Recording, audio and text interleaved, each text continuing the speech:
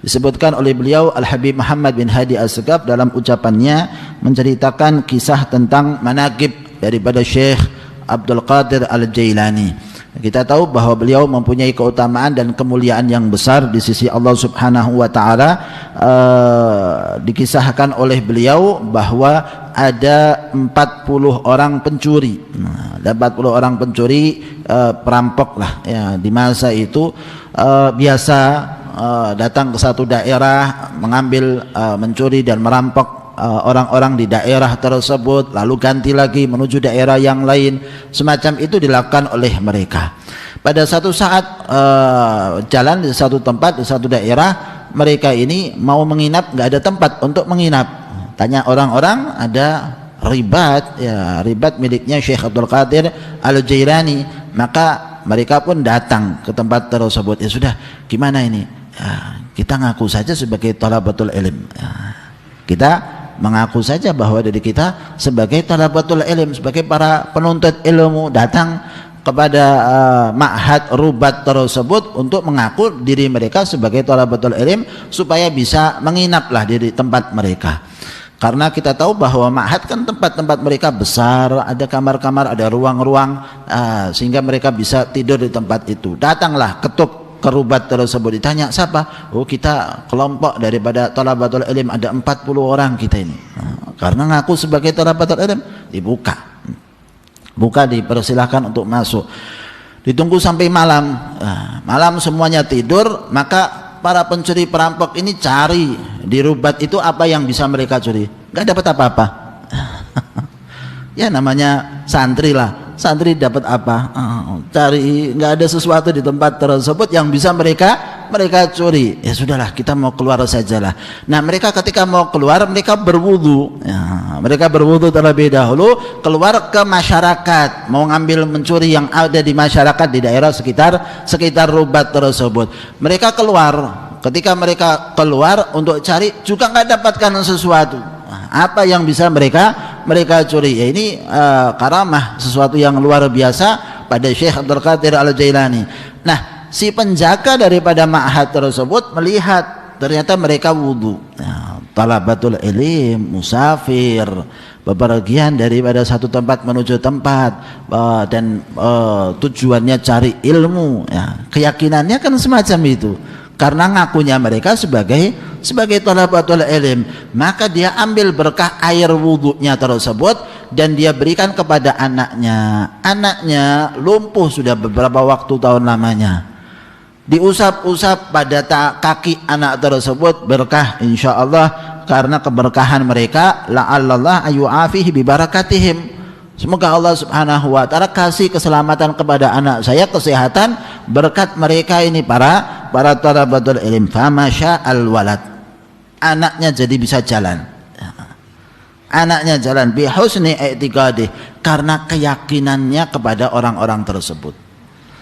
Yakin bahwa dia sebagai thalabatul ilm, yakin bahwa mereka ini musafir, yakin mereka ini orang-orang yang luar biasa sungguh dalam thalabatul ilm, maka diberikan kesembuhan oleh Allah Subhanahu wa taala. Jadi kenapa kita suudzon sama orang? Kan begitu ya. Kalau kita ini bisa mendapatkan keberkahan dari seseorang dengan keyakinan kita kepada orang tersebut, kenapa kita malah mendapatkan dosa dengan suudzon kepada orang lain? Dengan prasangka buruk kepada orang lain, yang didapat dosa dan tidak sesuai dengan apa yang disangkakan kadang, walaupun benar sangkaan kita. Tapi kalau lihat ini, pencuri, perampok, tapi dikira sebagai thalabatul ilm, musafir, orang-orang yang baik, maka dapat kok ya, sesuai dengan keyakinannya, bukan sesuai dengan kenyataannya.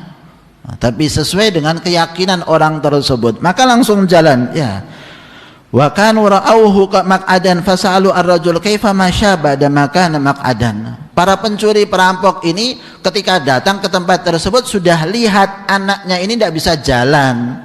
Sudah lihat sebelumnya, paginya didapati anaknya jalan. Para perampok tanya, kok bisa sekarang jalan? Tadi malam kita lihat dia nggak bisa jalan.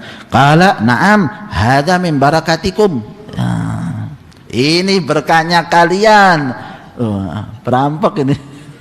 Berkahnya kalian. Innakum lamma tawadda'tum akhadtu min ma'i wudu'ikum wa ghasaltu bihi rijlaihi fa'afahullah. Sebab kalian tadi wudu, saya lihat kalian wudu, saya ambil bekas wudu kalian dan saya usapkan, berkah kalian Allah kasih kesembuhan. Ya. Kalian talabatul ilm, masya Allah luar biasa. Perampoknya bilang talabatul ilm. Ya. Kita ngerampok ke sini mau datangnya, bukan mau belajar. Faqala ba'dhum li ba'din hadza rabbuna yu'amiluna mu'amalatan hasanah wa nahnu nu'amiluhu mu'amalatan sayyi'ah. Ini Tuhan kita Allah Subhanahu wa taala bermuamalah kepada kita dengan muamalah yang baik, sedangkan kita bermuamalah kepada Allah dengan muamalah yang buruk. Kenapa kita berlaku kepada Allah dengan perlakuan yang buruk, sedangkan Allah memberikan perlakuan kepada kita dengan perlakuan yang baik? Kita bisa di sini, bisa menginap di tempat ini, dikasih sama Allah Subhanahu wa taala kemudahan, lalu ternyata Allah berikan kesembuhan kepada orang ini, kepada anak ini berkat kita. Allah kasih kebaikan kepada kita, ternyata kok kita malah berbuat buruk kepada Allah Subhanahu wa taala. Faqalu natub ilallah. Ya, sudah kalau semacam ini keadaannya, kita mau tobat kepada Allah Subhanahu wa taala. Wa nasduq fit talab fatabu wa hasunat talab taubatuhum wa talabul ilma hatta fatahallahu alaihim. Ya. Akhirnya mereka belajar benar-benar nuntut ilmu hingga dibukakan oleh Allah Subhanahu wa taala.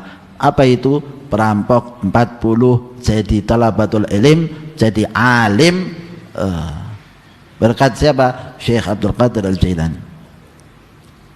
Ini orang-orang aulia salihin, orang-orang yang besar di sisi Allah Subhanahu wa taala. Keberadaan mereka itu merubah segala sesuatu. Anda bisa dapati merubah entah di dunia, entah nanti di akhirat. Merubahnya itu benar-benar merubah. Kalau entah di dunia orang itu akhirnya jadi taubat, akhirnya kembali ke jalan yang benar sebagaimana disebutkan dalam kisah, atau nanti kelak nanti di yaumil qiyamah yang tadinya penghuni neraka jadi penghuni surga. Itu karamah yang luar biasa mereka. Layak untuk masuk neraka, layak untuk diazab karena dosa-dosa mereka, tapi karena kedudukan orang-orang yang saleh, kedudukan orang-orang yang dicintai sama Allah Subhanahu wa taala, ngambil orang tersebut enggak jadi disiksa, masuk surga, dapat nikmat lagi. Padahal layak untuk masuk neraka, hingga akhirnya enggak jadi masuk neraka, masuk dalam surga. Ini bukan apa ya? Bukan seperti di dunia Anda layak masuk penjara kemudian enggak di penjara. Istilahnya kan kecil lah penjara itu. Ini neraka, layak diazab, tapi kemudian nggak jadi diazab, masuk surga. Ini sesuatu yang besar. Nggak mungkin amalnya cuma biasa-biasa saja. Pasti adalah orang yang luar biasa hingga akhirnya bisa melakukan semacam itu. Yang sudah masuk dalam neraka diangkat oleh mereka, masukkan dalam surga. Sehingga seharusnya azabnya lebih lama, tapi mendapatkan syafaat mereka hingga akhirnya diselamatkan oleh Allah. Itu semuanya datangnya dari Allah, hanya melalui orang-orang yang saleh, melalui orang-orang yang dekat kepada Allah Subhanahu wa taala. Maka di situ bukanlah kemusyrikan, bukanlah apa istilahnya mengkultuskan, tapi Allah yang berikan kelebihan kepada hamba-hambanya.